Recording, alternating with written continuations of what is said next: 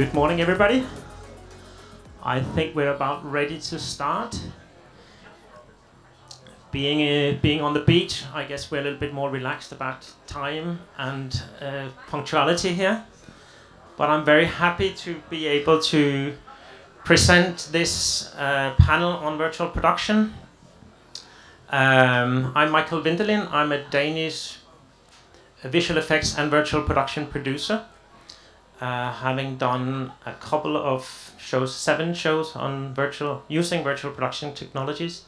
So I have a little experience myself, but bringing in people here who knows much more about the technology behind it, the creative possibilities it brings us, and hopefully during the presentation and this discussion we can touch upon how the European film industry storytelling can use this new technology for our existing stories, but also to create new types of storytelling and use it for maybe multiple platforms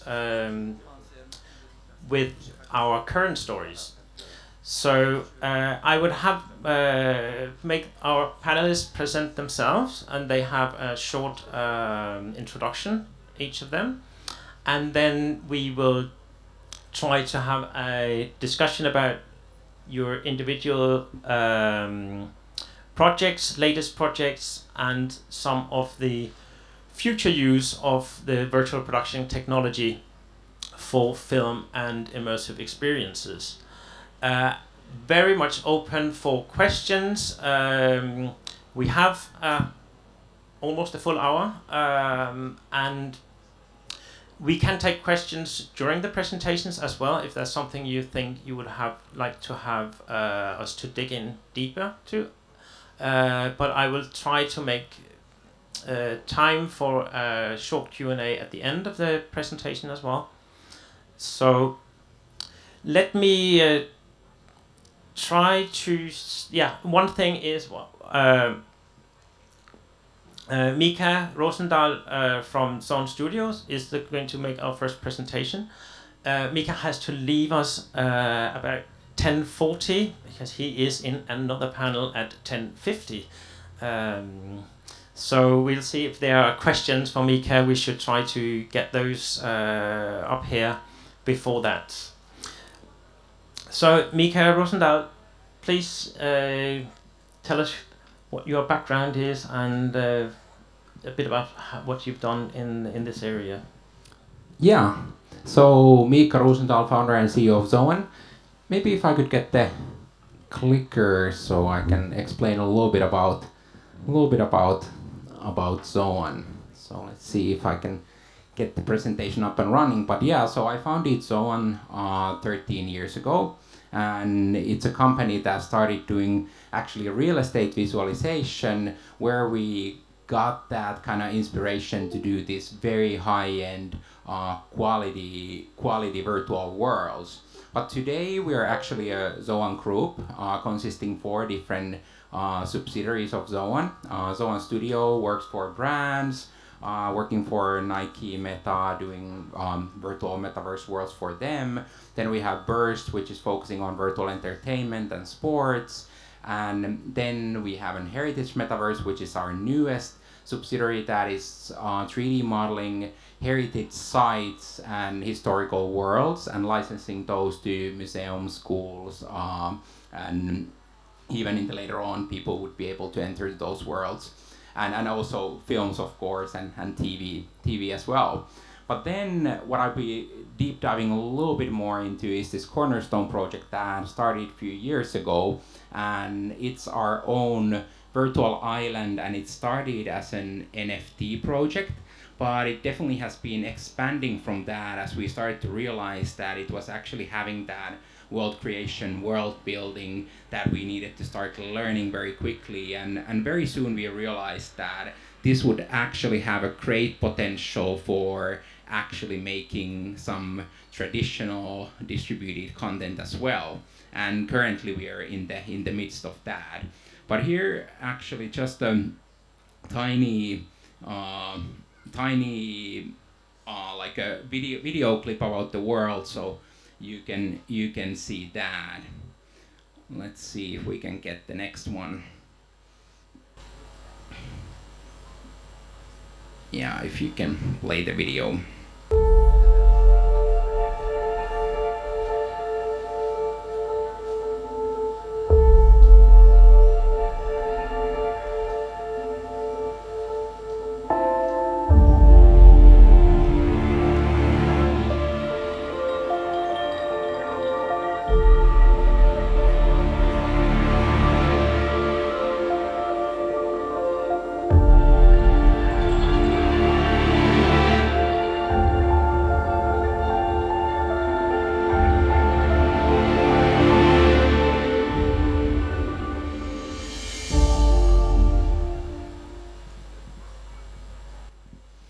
Yeah, so as we started to create this photorealistic island, it was interesting for us, and it was actually, the whole project was funded by our land sales. So last year we made around 1 million euros by selling land, and that has been funding the project. Now there has been even some great investors, even Mikko is involved in that, so great to be sharing the stage with you. And now what we've been creating is that even though it started as so it's almost like this community driven, because we don't control everything what's going to happen in the island, as people are purchasing land and they will be developing. But then we have this more of a future concept that we're building that brings this fictional aspect to it. So as we would be, because that would be actually more like a avatar reality if we would start to do what's happening today in the Cornerstone. But now we get the chance to do this more fictional cinematic world, which is based on the Cornerstone's future, and that is something that we're currently working. But then and if we can jump on the next one, and so this is actually something now that that we at the Zone we see everything, that how even though it's a brand, even though it's our own project or it's an artist, like how do you build that world creation that can last even for decades? But we probably have chance to go deeper into that. But that was my introduction. Thank you very much, Miikka. A quick question first here. When you say you're selling land, that means you're selling virtual land in your virtual world. Yes, we were actually in Dubai, and there was one sheikh who asked, like, where is the island located physically, but then it's totally virtual. So there was a temptation to sell some physical land, but we only have virtual. Oh, that's something. If you can create something you can sell, then there is a business model apparently in virtual worlds as well, which is very, very interesting. Gaëlle Mourre, if you would tell me a little bit about yourself and tell the audience what have you done. So hi everyone, I'm Gaëlle. I'm a writer-director. I work in the film and immersive sector, so I'm much more coming from the creative perspective. I've actually never actively worked in virtual production, though I am very interested in it. So I'm coming at it from, at this stage, a theoretical point of view, but I've got a lot of opinions about it, which I'll be happy to discuss. I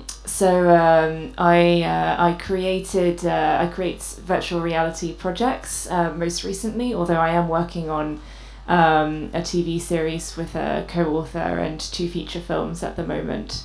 But I guess what brings me to this stage today is my work in virtual reality. Back in 2018 actually was my first time in Cannes, and this is when we sort of kick-started my first VR project, when we locked in our final funding, so this is a special place for me. From there we made Mechanical Souls, which was a live-action, interactive, multi-branching narrative project that went to Sundance and South by Southwest and a few other really cool festivals. And then in 2020 I co-created with my partner History of a Painting, which you can see on these screens. And that's a VR animated series that tells the stories behind iconic and important artworks. And we've made 2 episodes so far. The first one was on Georges Seurat and his painting La Grande Jatte, which is a massive pointillist painting.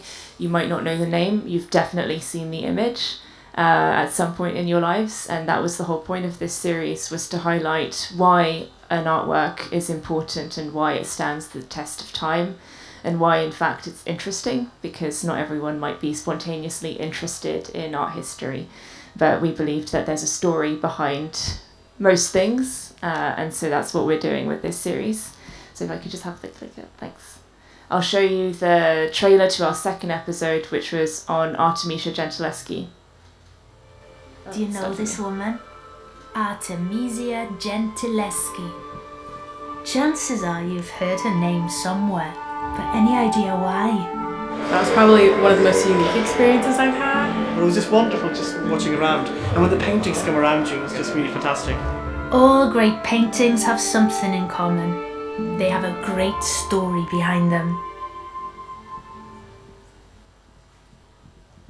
So this was a trailer that we made for our exhibition last year at Burley House. The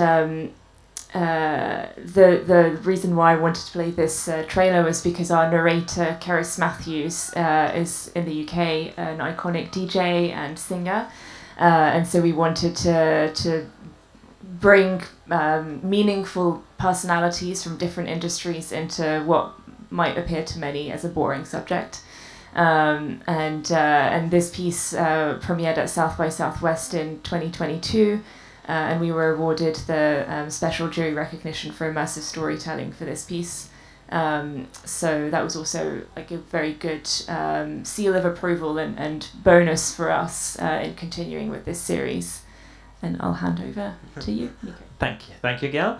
It's going to be very interesting to hear from you, from the creative side, how you think you could, from creative side, work with the worlds that are created by someone like Miikka and his team, and see if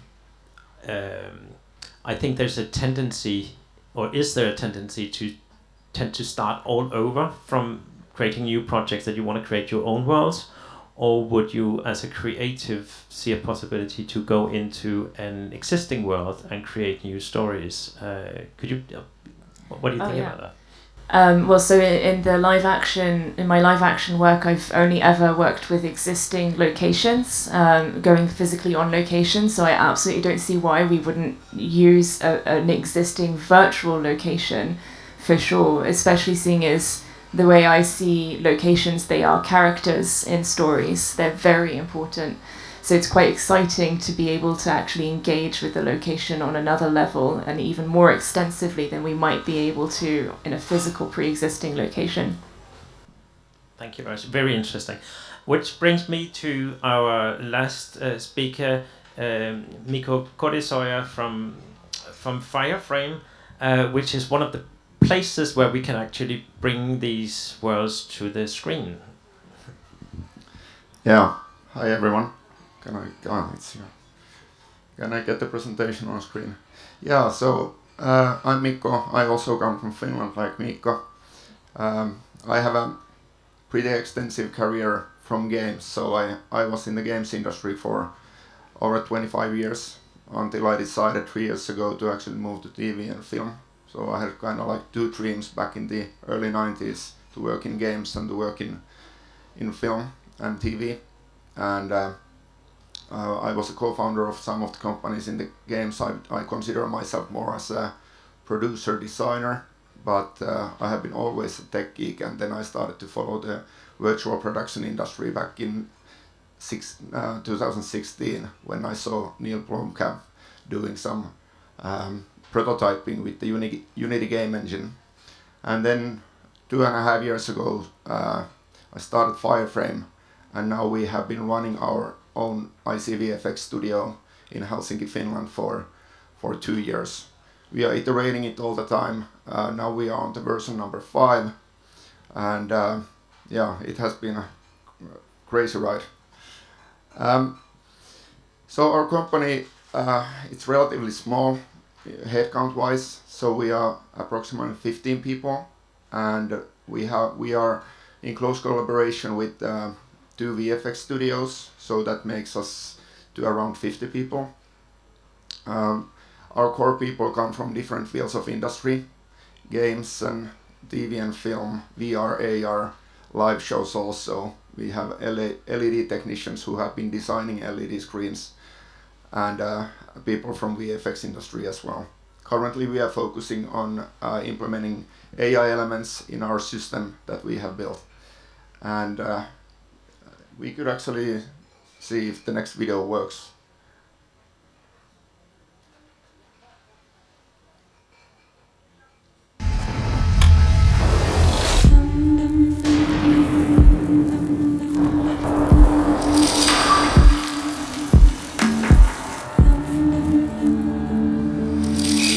Unconfirmed number of casualties is 7 at this station.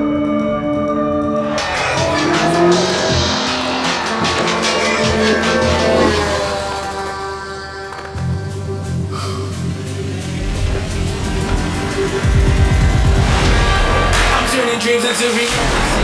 In the lab with the Formula 8 chemistry.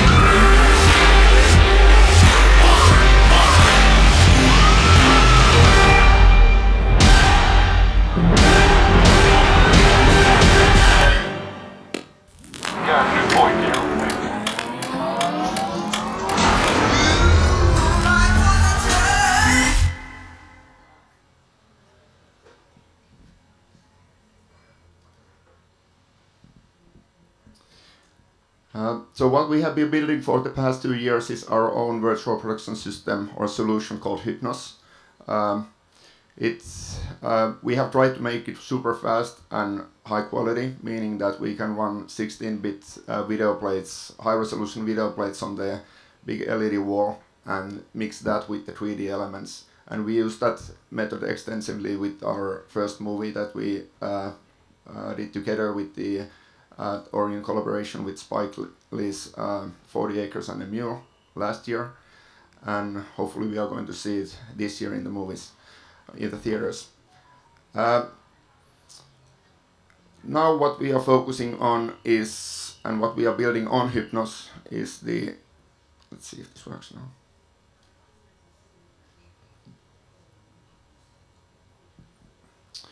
now. So we are focusing on 2 tracks. We are doing films and commercials at our studio, but now we have been also taking from the experience from the gaming industry. We have been starting to create these kind of gamified virtual production experiences, meaning that we are also building a mobile application that you can use to interact with the surroundings in our studio.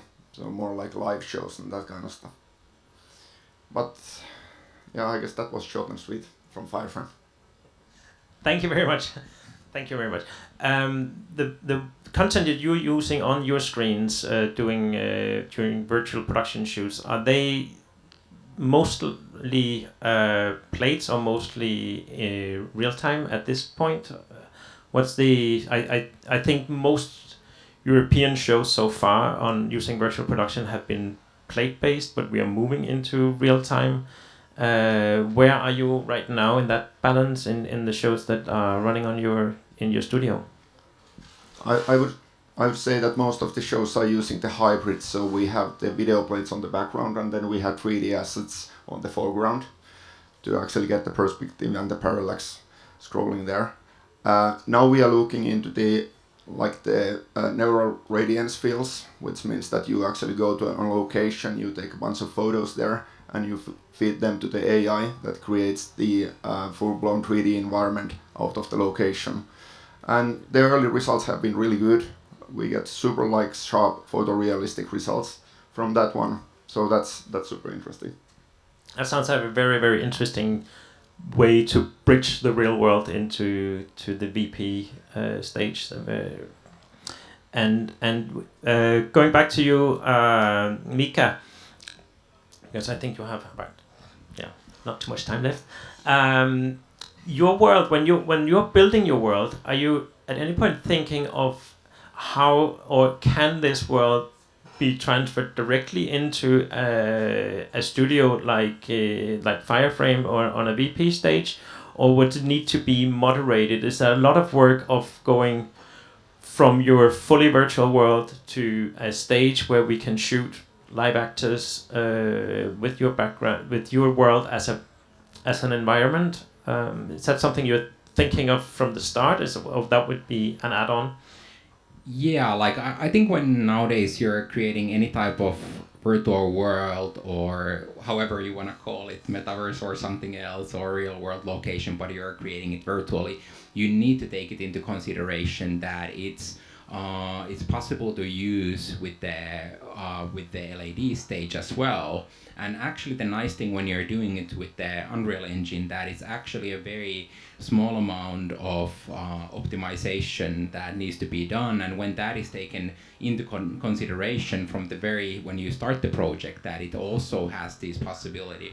Like for example, last year we were here, Cornerstone was there on the LED stage, so it's actually been already used with the LED volume. And I think the nice thing is that we're going towards this type of media transformation where you start creating or you start scripting, and you already need to think it that, okay, how do you create that people get to go into this world, or it's filmed for some traditional distribution channels such as TV or film, and how that world is going to be working with all of that, and even maybe bringing like later on some type of ownership protocols through blockchain for that. So it's having all those elements in place. I mean, looking at your project right now, your Cornerstone project that is financed through selling it or selling pieces of it for users. But what does that mean then if I want to use it in let's say a feature film? Do you have the rights to resell that area for use in a feature film, or can I go into having Gaëlle's story taking place in one of the areas that you actually sold to somebody else, or what's the model for that? What I love about virtual transformation the most, that it actually adapts a lot of principles from the real world, and same thing with that. So if you're owning a home, you could film there traditionally if you want to let someone, and it's the same principles apply, that if you own a piece of land and you create something on it, you could, yes, use that, but can you do it in the entire island?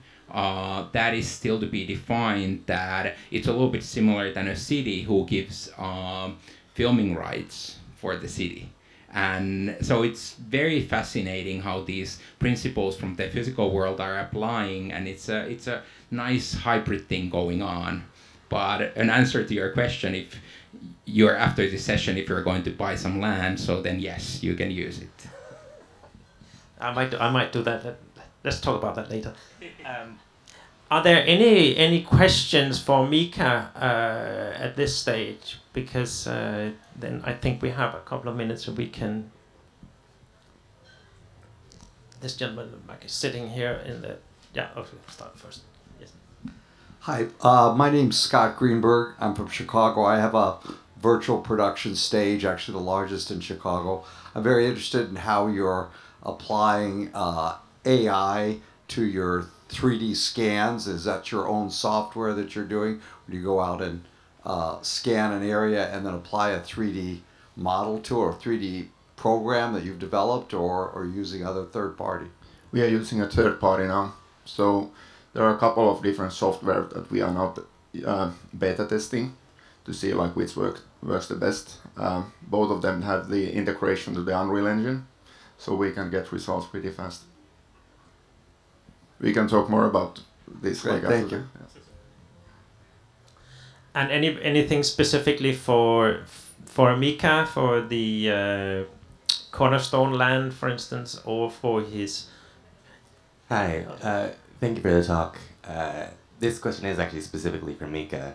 I was in a workshop earlier this year where we were talking very much about directing in virtual worlds and treating them completely as live action. So actually setting up our actors to be characters in that world and directing them very much through live action techniques.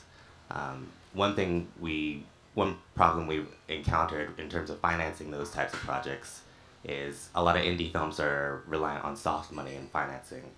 So it's not exactly clear if all of your actors are all around the world and everybody's set out in different places, and the only place where we actually come together is this virtual world.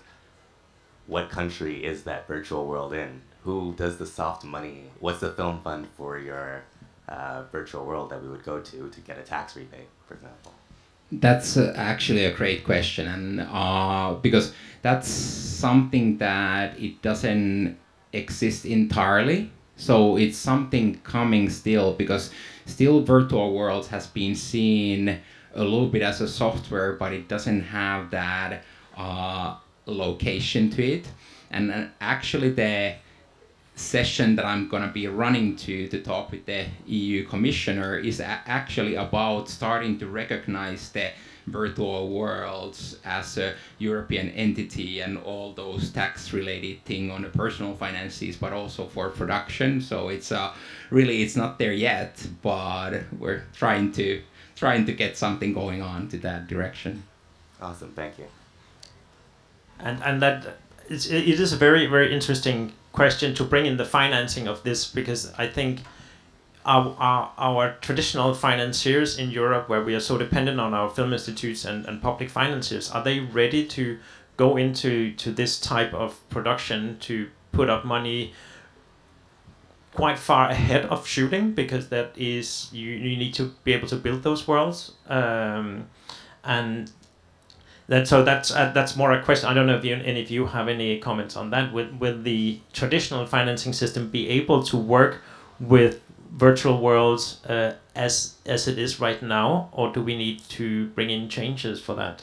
Yeah, sorry that I need to go at this point when the conversation is getting on the really interesting things. But thank you everyone for. I really feel bad that I need to go, but thank you everyone. Thank you very much for your time here. Sorry, maybe then, Gaëlle, I can bring that question to you. Do you think or with your knowledge of the current financing systems in Europe, will we be able to within that system work with virtual worlds and world building in traditional narrative storytelling, or do we need to rework the system to be able to embrace the new technologies this way? Yeah, I think we do need to revise the way we do things, because we need to bring a lot of what we leave to post-production, we need to bring that further up in the development process, in pre-production. And of course that affects when the money comes in, and therefore I suppose where it comes in from. But in terms of creation, that's going to help us create much more interesting stories, but also it's going to allow us to take more risks, in my opinion, on new upcoming creators, because you kind of mitigate the risk by laying all your cards on the table up front. And we know that financiers, as well as producers, rightly so, do want to know where their money is going, and they want to understand, and they want to, have their bet be as safe as possible. And I think that virtual production could actually help us do that without losing the vision of the creator, without having too many cooks in the kitchen, essentially. So it's a great way to, in a way, tick everyone's boxes without any kind of negative compromise. That's the way I see it. But yeah, let's see if that's actually something that is going to happen, and if it put to the test, if that's true. Do you have any comment on that? Yeah, when I look at our projects, we have been getting the investments mostly from the private equity investors, and how we see it is that when you go there, like virtual production first, many of the investors who have been supporting our movies or films, they actually they just love the tech and they love what we are doing. So I think that what we can also do here is to extend the investor base, like on the private sector. Oh, that's interesting. So you're thinking we can use this to leverage, we can bring in new money to the traditional film industry. Is that what you're saying? That's what happened with us. So all of our investors in the first movies haven't ever actually financed any of the movies, but they are more like tech investors. Very interesting. I'm sure filmmakers here would love to hear how to bring in other types of money for their projects for the future. Any other questions right now at this stage?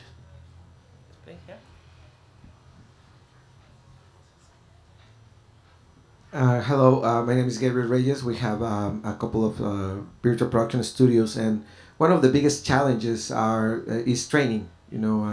We are, of course, a little bit short of technicians. How important is that, and how do you approach that necessity?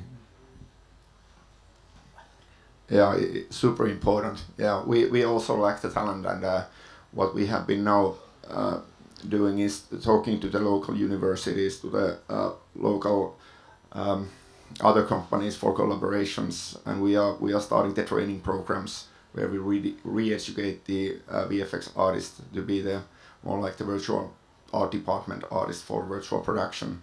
And also we have been inviting a lot of production companies just to learn the ropes of the virtual production. So we take them over to our studio. We have a one day or 2 days workshops just to train people how to use it and how to change the mindset. So, but as Gaëlle was saying here, like now you have to, and as you know, like now you have to do so much more in the pre-production. Yeah, I know that you have your own training program for clients and subcontractors, actually, more or less, and that is a big issue I can see also on the projects I've done so far. That who's going to pay for all that training? Is it the VP stages that in order to actually be able to sell their product to productions, that they actually have to put in and offer the training to the projects? Or do we get the funders to actually put that kind of R&D into the projects so we can train our crews and which is rarely possible, I would guess. Don't know if we can actually ask questions to the audience. What do you do at your company? If you can, we get the mic here, please? Sure. We actually every month we host workshops in our virtual production stage. We also, even though we're in Chicago, we brought in directors from Hollywood and cinematographers from Hollywood to show people our issue in our stages. We've had the local production, which is reasonable size in Chicago, and we've gotten pretty much everybody in the city of Chicago involved in it. We're very involved with the advertising community, but we've also pushed on trying to get more virtual production projects. And we found that the biggest hurdle is, while young people want to do it and they're enthused about it, and even sometimes the studios are interested in doing it because they see advantages of it, it's the decision maker for the studios, it's the director who is more senior and experienced. They haven't done it, they're nervous about it, and they're saying, we know how to do it the old way, and we're continuing to do it the old way. But that is, to me, the single biggest challenge of virtual production is getting the more senior decision makers, directors, artistically comfortable, because young people, they want to do it. Yeah, I would agree with that. But there's in the UK, and we were talking about that last night with Alex. There's Screen Skills, which does do a number of workshops to upskill current professionals. There's also Story Futures Academy, who also do workshops to upskill the current industry members. So I think every country has its own recipe to this question. But I suppose maybe the larger question would be, how do we homogenize this? And how do we agree on perhaps industry standards that can be applied? That's probably a larger question, and I'm not even sure I know the ins and outs of that, but I think that would be probably the next step in making something that's sort of more cross borders. Yeah, I have an interesting example about the virtual production methods. So we had we created a pilot episode of a series that happened all in the ICVFX studio. So it was 100% virtual production, and the director was VFX supervisor. So he totally understood the virtual production. And what we did in 3 months was that we actually prototyped first the whole episode in the game engine, just to see the camera angles and everything, that everything would work in the studio. And it was such a smooth ride, like in the production or in the post-production. Then when we had actually all the whole thing was pre-visualized in the game engine first. So when you get these kind of directors and DPs who really understand and want to push the limits of the virtual production, I think then you are in a good place. And out of curiosity, a project like that, is that financed through the traditional financing methods in Finland, or is it a Film Institute supported system, or was it something you set up as a test project? Yeah, this again, it was like we were counting on the private investors there. Yeah, and then we could have applied the Finnish incentive, but the budget was so small that we didn't do that. Nice. Any other questions? Let's hear in the front white shirt.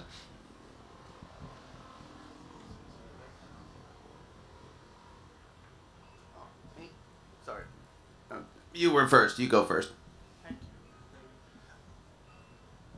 Actually, my question is for both, like as Mikko and Gaëlle.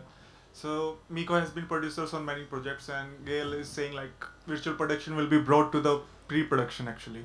So my question is like, how much pressure do you think the producers will be getting with all this process being, the workflow will be changed to the pre-production? So like, how do you will define it for the producers actually? That's what my question is. Yeah, what we have noticed is the best way to actually invite producers over to the studio and just showcase like what we have been doing. But yeah, it's kind of like, because you kind of need to bend your mind a bit, like, yeah, it's a mindset change. So yeah, it takes a bit of time. Yeah, I guess the stress would be to ensure that you have the funding that you need in place in order to push all of that sort of infrastructure and, human power at the beginning of production stage.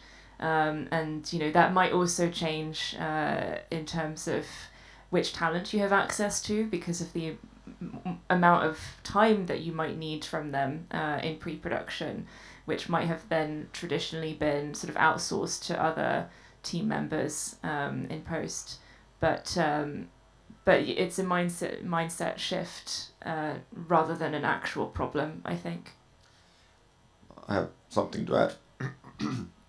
What we also try to do is to actually get in the process, like before the pre-production, so that we would already be there and we could tell producers like where there can be like cost efficiency and what can be done. Of course, we don't want to bring projects to the studio that would be easier to do on location or something like that. So, and that way we try to also secure our place in the whole like organizational chart. But it's definitely something that producers will need to think about and have the cash flow for it as well, because you need more money up front. So, which is again something we will need to bring in our financiers to be ready to bring the cash flow on the table, cash on the table at the right time for shows like that. Can I just add that my point about sort of shifting our focus and work in production and shifting that to the front end, I think is actually not just around virtual production. We should just be doing it anyway. It's just virtual production is sort of making us do it, and it's a great excuse to do it. What about Epic Games and, communicating with them, working with them in developing these technologies, and, they have these programs and online courses and stuff. Is that something that, for example, Fireframe does, and virtual production in general works? Like, how is the Epic Games playing into that whole development part? Yeah, from our part, we are constantly communicating with Epic Games and collaborating with them. I think that they are super fine of actually giving help and also sharing some of their, like, some parts of their curriculum and so on. So that's super helpful.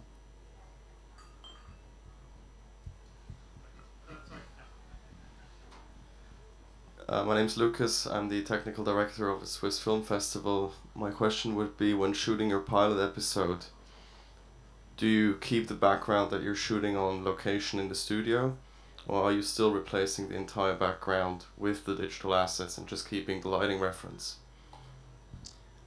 Sometimes it goes case by case, but with this one, like with the first episode that we did, there were just we didn't need to actually use chroma at all, so it was all like different kind of backgrounds there. Good morning, my name is Stefano. I'm a VR creator and an alumnus of the Biennale College VR, and my question is artificial intelligence might have an impact on the creation of graphic content and on your workflow. Are you looking forward to adapting to this new technology? It's not a new technology, but this new use of this technology. Thanks. Could be for both of you. Yeah, absolutely. I mean, it's it's there, and to ignore it is to put your head in the sand. It's really just it's a tool. So why not use it? Of course, it needs to be regulated, because if an AI engine is using pre-existing artwork, that is an issue that does need to be ironed out. But in terms of workflow and troubleshooting, it's incredibly helpful. It's so fast. It actually really is very helpful in the actual physical production of a VR piece or any other number of pieces that use virtual production, but also in terms of creativity, it can probably kickstart things in a different way. So it's also just a matter of shifting mindset, I think.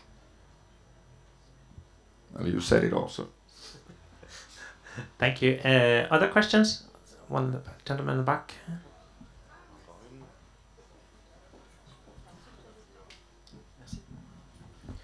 Yes, hello. I'm François. I'm an XR producer, and I'm totally agree with most of the things that Gaëlle says about the usefulness of the virtual production in the development phase. And for me, as XR producer, it's an opportunity for us to collaborate more and more with the cinema industry, because we have this last time we have been many asked for our expertise in order to create shoot plates for virtual production background. And either you talked about the Unreal Engine creation, so we bring many expertise to allow creators and DOPs and cinema producer to try out, to develop, make some experience, leave their background, and all the creative process. We enhance this creative process by allow them to see the virtually, to move inside the virtual set before they shoot. So it's a real collaborative work we finally reach between the XR world and the cinema world. And thanks to the help of AI, it's going furthermore in the nearby future. Thank you. Other questions? Yeah, sorry, here.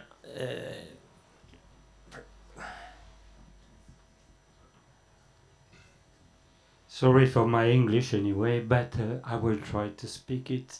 I have a question. I'm Claude de Vichy for de Vichy. I represent International Festival Convergence between all the festivals around the world.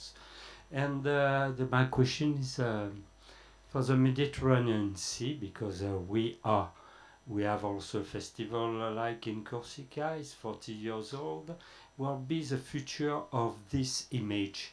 The future of the image, virtual image, can adapt to our Mediterranean countries. So will be something I would like to have a festival for virtual festival in Corsica. That's one point. Second point, I work also for UNESCO, United Nations, and also we have every year 15 movies on the philosophy of life and on environment, and 15 movies are selected all around the world, and they are made in Saigon, Takorama. So actually they are not virtual, but there may be a link to do in the next future. So if there is a way to open a virtual festival on the Mediterranean Sea, to let all the producer that it will be the future of image, it will be interesting. Not only on the technical points. That's, I don't know if you understood what I say. I think, well, I mean, technically, yes, absolutely. But I would point you to look at Art Explora. I don't know if you know of them, but they're a French NGO, and they are doing it's a physical festival. It's a roaming exhibition. They built a catamaran that's going to go around the Mediterranean with a bunch of different experiences, including a virtual reality village. And the pieces that they're focusing on are Mediterranean based. So whilst it's physical, it's about VR. So that's perhaps an iteration of what you were thinking of. Thank you.